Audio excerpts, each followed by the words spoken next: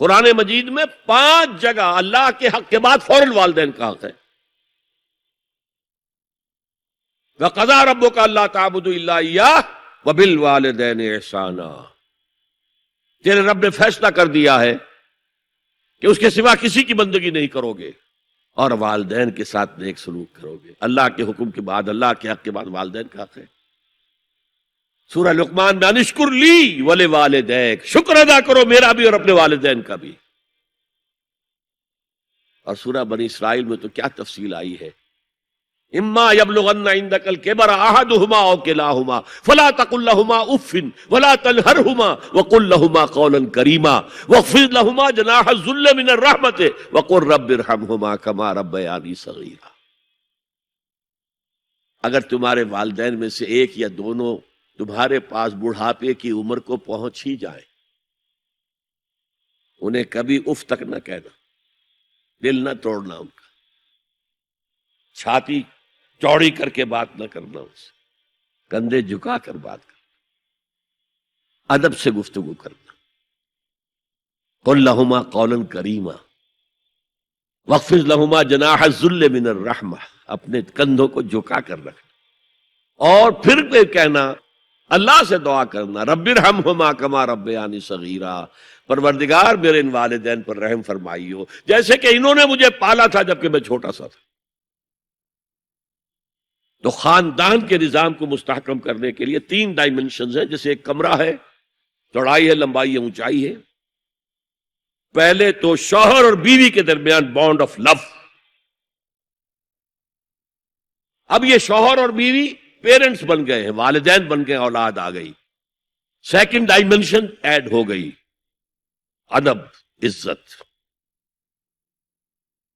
اور بہن بھائی ہے، اخوت، جس کو کہ وہ کہہ رہا ہے جی ویلز بھی، فریٹرنٹی. خاندان کا ادارہ مستحکم.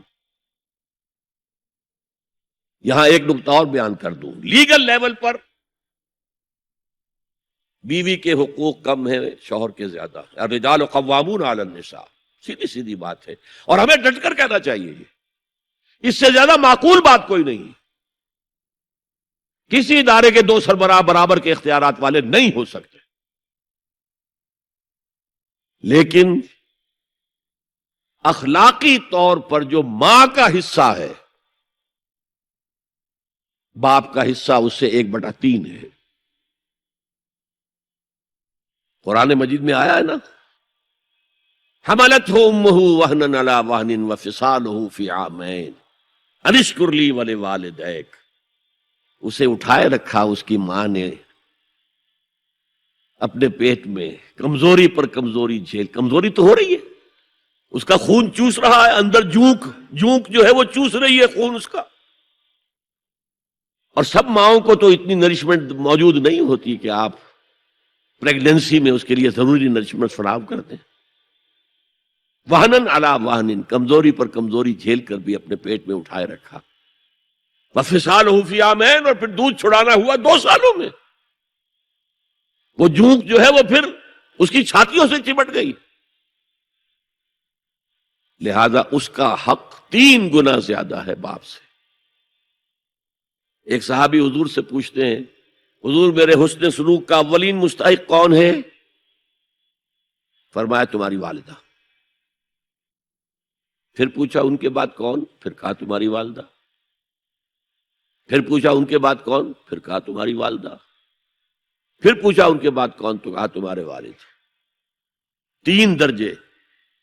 اور یہ جو فرمایا الجنت تحت اقدام الامہات، جنت تو ماؤں کے قدموں تلے ہے، یہ باپ کے بارے میں تو نہیں فرمایا. یہ ہے ایکویشن، بیلنس. اسلام قسط کی بات کرتا ہے، انصاف کی بات نہیں کرتا. انصاف تو یہ کہ آدھی روٹی ادھر دے دو، آدھی ادھر دے دو. انصاف ہے، یہ اچھی چیز ہے.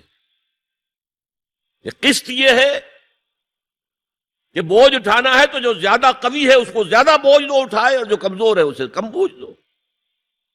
یہ قسط. تو اسلام نے عورتوں پر ذمہ داریاں کم رکھی، ان کے اختیارات کم رکھے، لیکن اولاد پر حق ماں کا 3 درجے فائق رکھا، اور اس سے وہ خاندان کا ادارہ جو ہے مستحکم ہوتا ہے۔